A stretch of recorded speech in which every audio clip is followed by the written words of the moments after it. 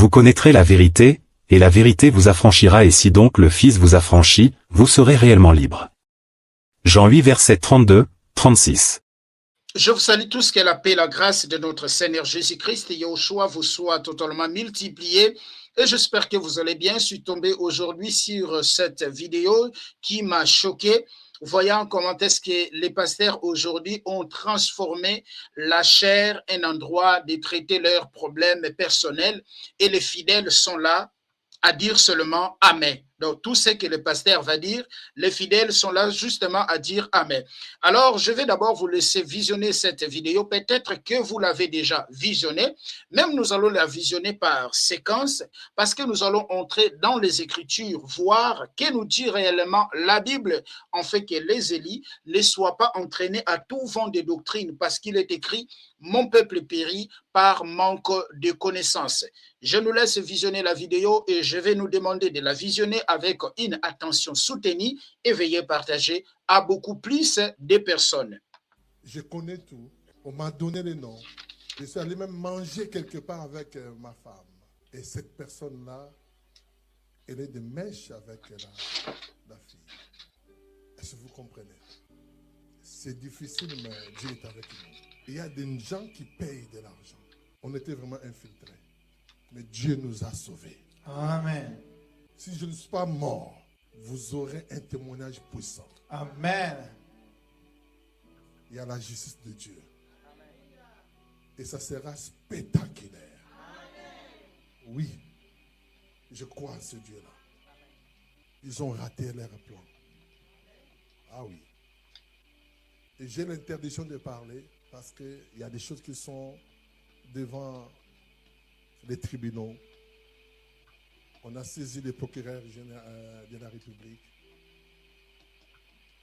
Et nous avons aussi saisi les tribunaux célestes. Amen. Amen, amen. Amen. Et j'ai confiance à ce Dieu-là.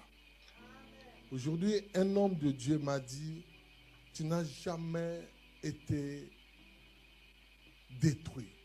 Même quand les gens ils ont fait le complot contre toi, tu as toujours vaincu. Amen. Il m'a rappelé cela. Et je bénis le Seigneur pour ça. Amen, amen. Amen. Dis à ton voisin, tu es vainqueur. Je suis vainqueur.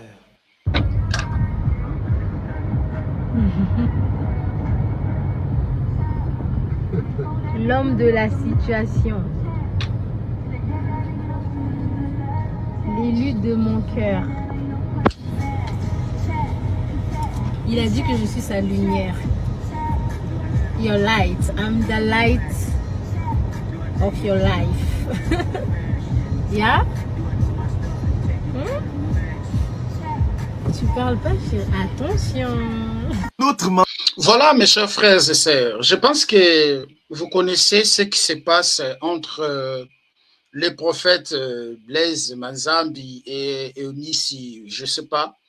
En fait, le pasteur va dire que on avait formé le complot, c'était un complot pour lui, il a été infiltré et en cela, le pasteur, il croit à la justice de Dieu, mais le pasteur va encore dire qu'il a saisi les procureurs généraux et il a saisi des tribunaux, surtout ceux qui circulent autour de lui. Il a aussi saisi les tribunaux célestes. Et les fidèles sont là. Ils sont là seulement à dire Amen. Mais que nous dit réellement la Bible? Comment toi tu as confiance en Dieu? Tu crois à la justice de Dieu. Tu vas encore saisir les tribunaux de ce monde. Peut-on mélanger la justice de Dieu et la justice de ce monde? Si c'est un complot, si tu t'as été infiltré, pourquoi encore saisir les tribunaux, les procureurs généraux de ce monde? Regardons ce que nous dit la Bible, mes chers frères et sœurs. Nous sommes dans 1 Corinthiens chapitre 6. Dans 1 Corinthiens chapitre 6, à partir de son verset premier, regardez ce qui est écrit. Quelqu'un de vous, lorsqu'il a différend avec un autre, ose-t-il plaider devant les injustes et non devant les saints? Ne savez-vous pas que les saints jugeront jugeront le monde. Et si c'est par vous que le monde est jugé, êtes-vous indigne de rendre les moindres jugements? Ne savez-vous pas que nous jugerons les anges et nous ne jugerions pas à plus forte raison les choses de cette vie? Donc quand on a de la différence avec quelqu'un, et cette sœur Eunice aussi, c'est une chrétienne, on ne peut pas recourir auprès des païens. On ne peut pas faire recours à la justice de ce monde. Pourquoi? Parce que nous croyons à la justice de Dieu. Comme nous croyons à la justice de Dieu, nous devons laisser que Dieu lui-même fasse la justice. Si c'est du mensonge, la Bible dit, errez serez-vous. Lorsque vous serez maltraité, lorsque vous serez malmené à cause de moi, errez serez-vous. Lorsqu'on va vous insulter, lorsqu'on dira toutes sortes de faussetés de vous à cause de moi, pas aller saisir les tribunaux, pas aller porter plainte. Paul a été insulté, Pierre a été insulté. Avez-vous vu Pierre porter plainte? Jésus même a été traité de tout nom. Avez-vous vu Jésus porter plainte? Le verset 4. Quand donc vous avez des différends pour des choses de cette vie, ce sont des gens dont l'Église ne fait aucun cas que vous prenez pour juge. Le verset 5. Je le dis à votre honte. Ainsi, il y a parmi vous pas un seul homme sage qui puisse prononcer entre ses frères. Le verset 6, mais un frère plaide contre un frère, et cela devant des infidèles. C'est déjà certes un défaut chez vous que d'avoir des procès les uns avec les autres.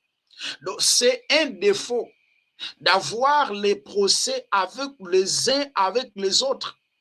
Pourquoi ne souffrez-vous pas plutôt quelque injustice? Pourquoi ne vous laissez-vous pas plutôt dépouiller? On va prendre le verset 8. Mais c'est vous qui commettez l'injustice. Ah voilà. Qui dépouille. C'est envers des frères que vous agissiez de la sorte. C'est vous qui commettez l'injustice. C'est vous qui dépouillez. C'est envers les frères et les sœurs que vous jugez de la sorte. Vous êtes innocents. Vous avez été piégés. Vous avez été infiltrés. Mais laisse la justice de Dieu. Laisse la justice de Dieu. Sommes-nous appelés de saisir les tribunaux de ce monde lorsque nous sommes infiltrés? Lorsque les gens forment des complots pour nous? Le verset 9. Ne savez-vous pas que les injustes n'hériteront point le royaume de Dieu? Ne vous y trompez pas. Ni les impudiques, ni les idolâtres, ni les adultères, ni les inféminés, ni les infâmes, ni les voleurs, ni les cupides, ni les ivrognes, ni les outragés, ni les ravisseurs n'hériteront le royaume de Dieu.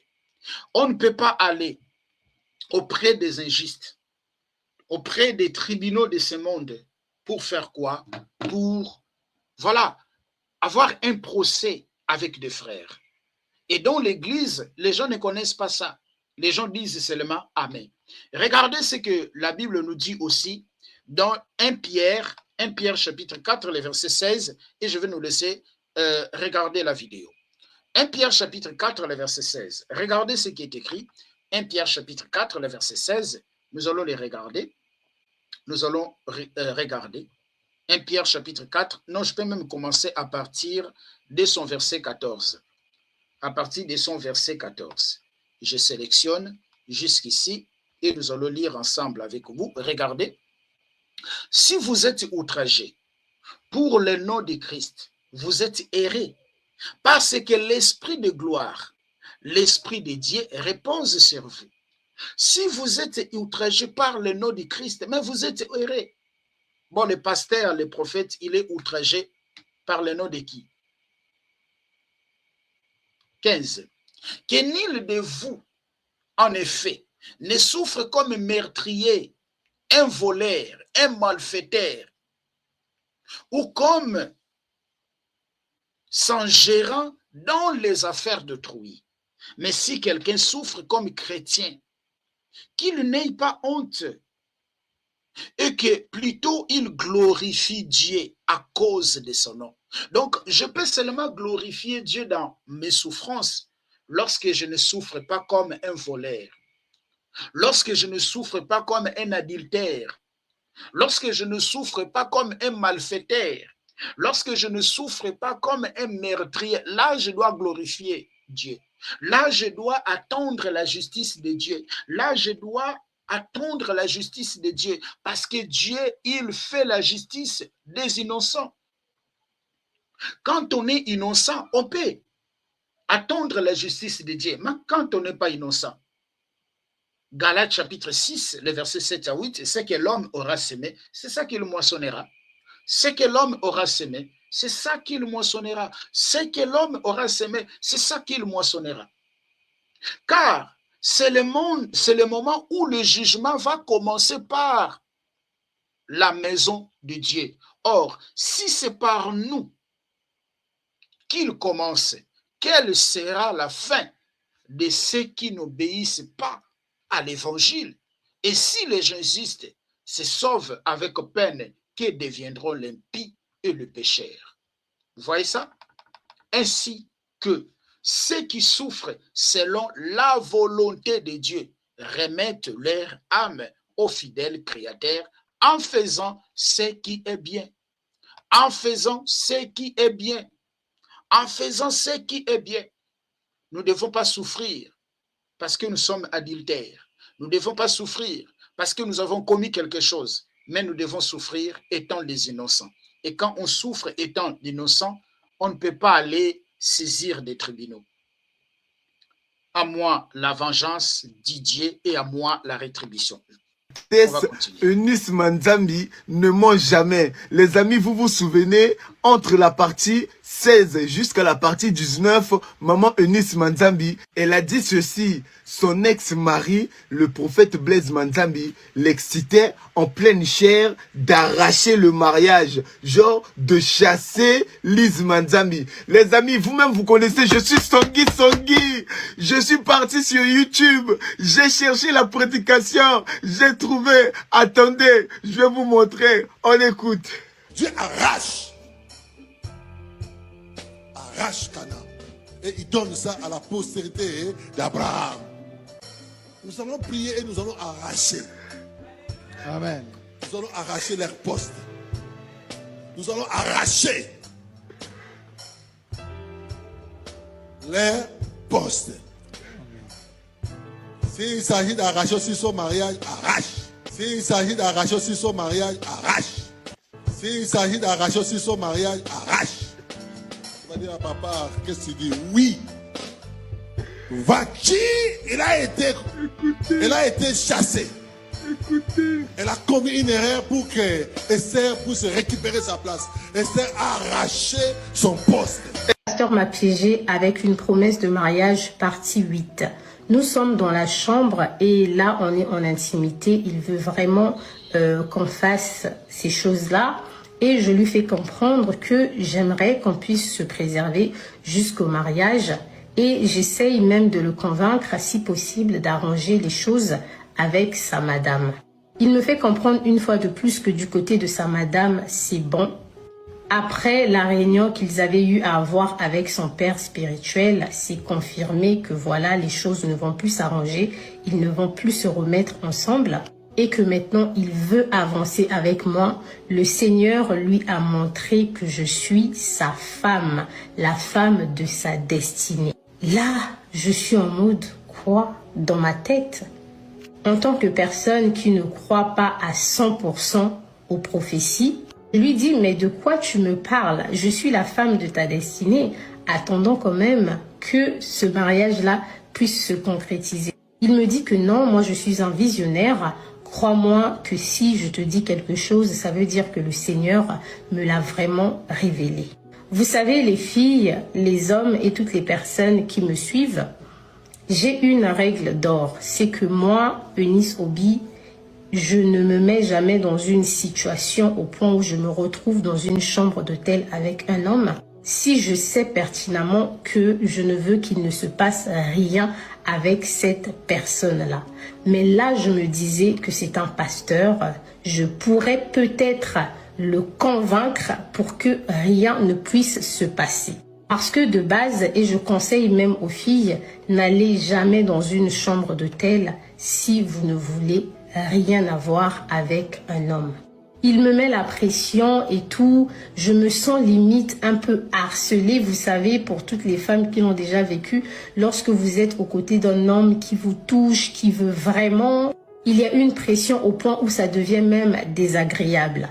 Et là, je lui propose déjà un massage parce que de base, souvenez-vous, il m'avait dit qu'il dormait dans son canapé et souvent il dormait à l'église et qu'il avait vraiment des maux de dos et des maux de rein. Avec l'huile que j'avais pris au centre commercial et tout, qui sentait très bon, de l'huile d'olive, je lui fais un très bon massage. C'est drôle parce qu'il y a un moment, il me dit même que waouh, tes mains c'est comme des éponges et tout, c'est tellement doux, tout ça là. Mais je sais que j'ai des mains de fée quand même. Je suis une coiffeuse qui coiffe et les gens n'ont pas du tout mal. Le fait qu'il puisse avoir un souci avec ce truc-là, l'anaconda, désolée les filles, ne me jugez pas, mais si je n'en parle pas, mon témoignage ne peut pas être complet. Ça fait que je me dis déjà que si je vais plus loin avec lui, en fait, ça va beaucoup plus lui profiter. Et moi, en tant que femme, j'aurais juste travaillé, fait un travail pour lui. Et moi, je ne vais profiter de rien. Mais je me dis, ok, je vais quand même, lui faire plaisir. Je dédicace son micro, ça c'est pour ceux qui connaissent le terme. Et c'était déjà assez pour le calmer. Et la nuit passe, on dort et voilà, nous sommes au lendemain matin.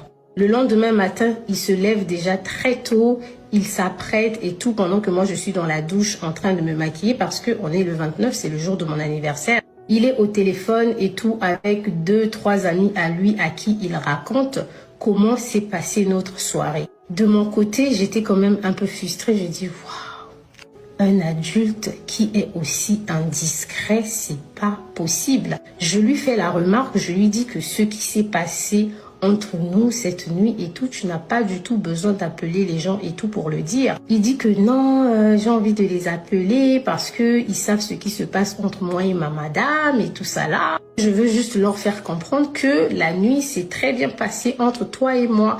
Est-ce que tu penses que moi je suis une personne qui a l'anaconda, qui ne donne pas? Moi, je lui dis, je lui booste, vous comprenez, je lui remets en fait sa véracité. Parce que j'avais trouvé ça assez désagréable que sa femme lui dise que l'anaconda, ce n'était plus ça. Je lui dis non, t'inquiète et tout est bon, mais vas-y quoi, avec le temps et toi et moi, les choses iront encore mieux, on pourra mieux profiter.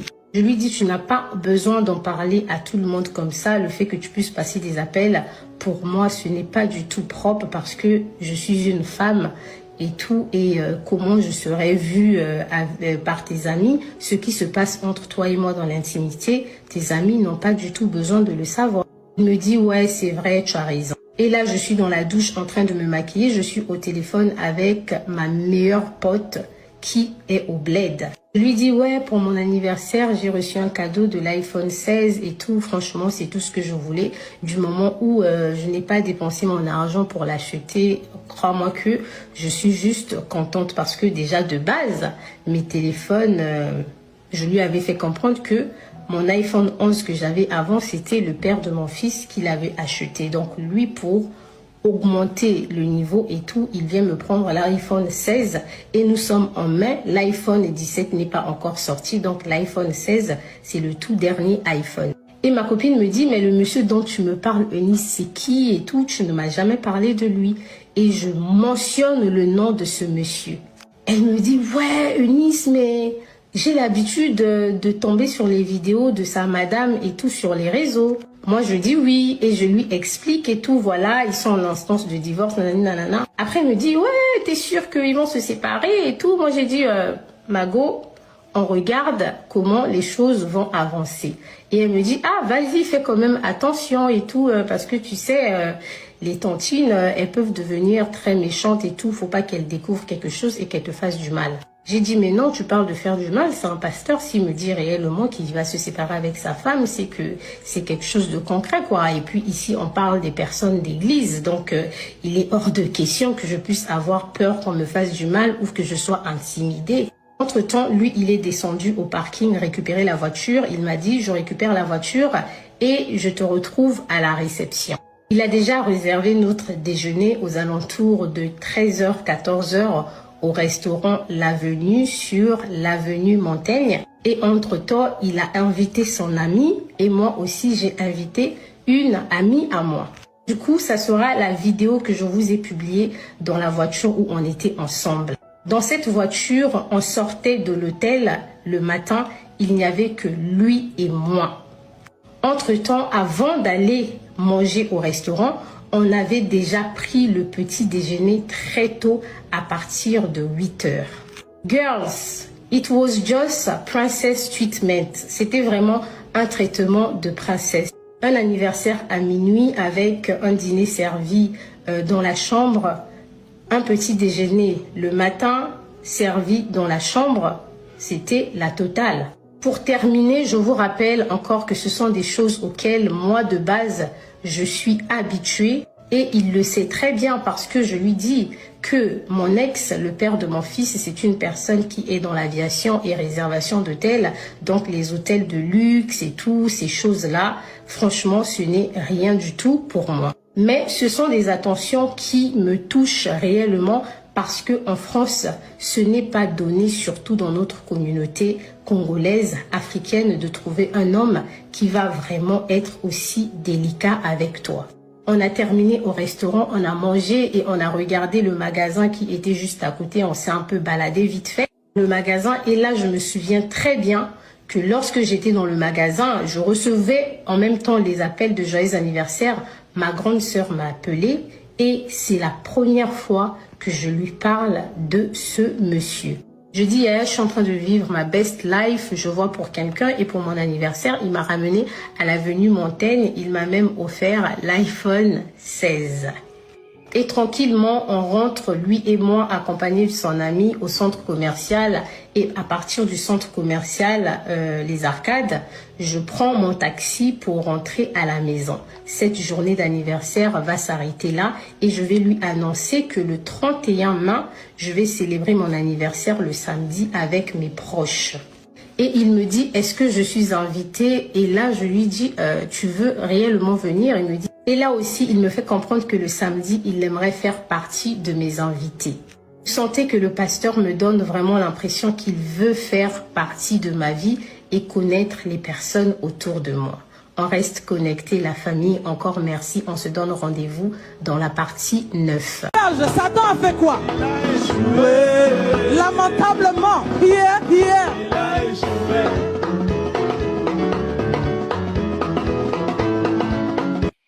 Dans ton mariage, Satan a fait quoi? Lamentablement. Hier.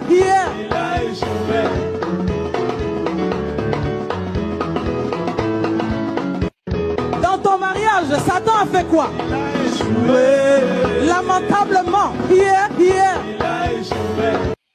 Et voilà, mes chers frères et sœurs, je pense que bon, vous avez déjà regardé ces vidéos circulent sur la toile il y a cela quelques temps. Je pense que vous l'avez écouté, donc elle affirme qu'elle est sortie vraiment avec les prophètes. Elle est sortie vraiment avec les pasteurs. Mais à la place du pasteur ou le prophète, entre guillemets, venir à l'église présenter les excuses sur ce qui se passait, mais c'est lui qui annonce qu'il a porté plainte. hein, qu'il a porté plainte, qu'il a saisi les tribunaux et il a saisi les tribunaux célestes. En fait, les gens jouent avec Dieu. Les gens jouent avec Dieu, en fait. Les gens jouent avec Dieu sans le savoir que le Seigneur, il est juste. Il n'est pas un Dieu injuste. Il est juste.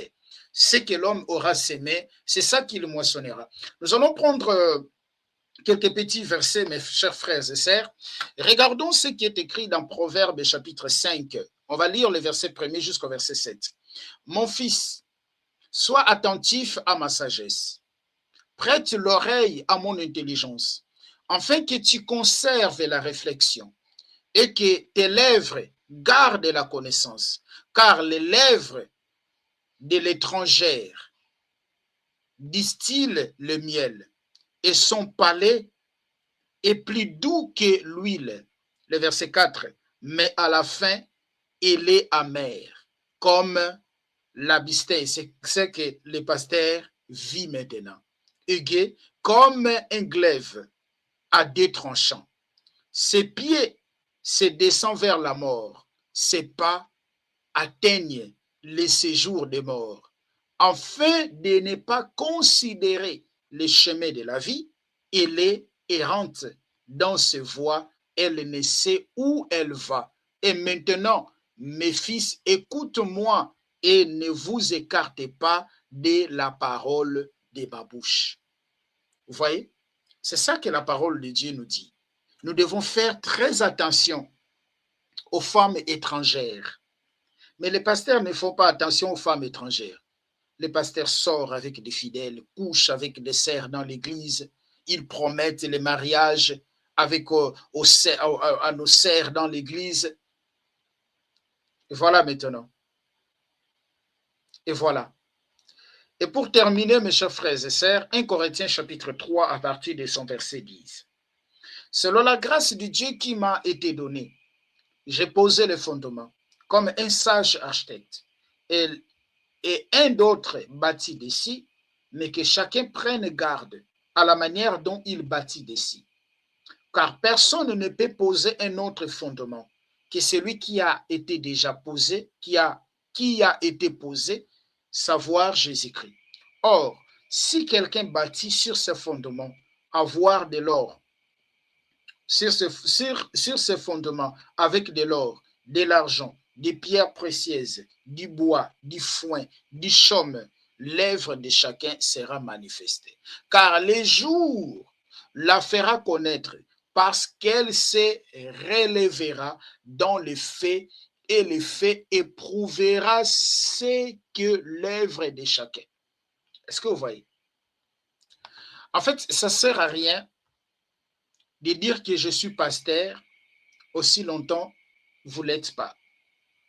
Il ne sert à rien de dire que je suis pasteur aussi longtemps vous ne l'êtes pas. Parce que l'œuvre de chacun sera éprouvée. L'œuvre de chacun sera éprouvée. L'œuvre de chacun sera éprouvée. Si vous avez bâti sur les fondements posés par les apôtres, votre œuvre aussi sera prouvée. Mais si vous n'avez pas aussi bâti sur les fondements posés par les apôtres, votre œuvre sera éprouvée. Et on saura qui vous êtes. Vous voyez, on saura qui vous êtes. Et la prophétie de Paul est en train de s'accomplir aujourd'hui. Aujourd'hui, la prophétie, cette prophétie-là de Paul est en train de s'accomplir aujourd'hui dans nos jours. L'œuvre de beaucoup de pasteurs sont éprouvées. Et beaucoup, nous avons compris que beaucoup ne sont même pas des serviteurs de Dieu. Ce sont des gens qui se sont infiltrés dans l'église. Mais soyez dans vos gardes parce que votre salut ne dépend pas de quelqu'un, mais votre salut dépend du Seigneur Jésus-Christ. Ne permet pas que quelqu'un fasse de vous sa proie.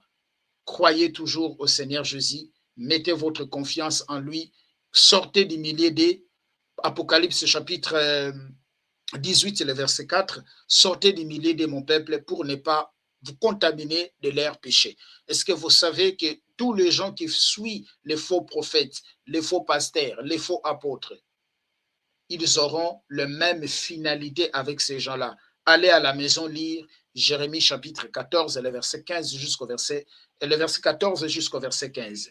Vous le trouverez. Merci, que le Seigneur vous bénisse.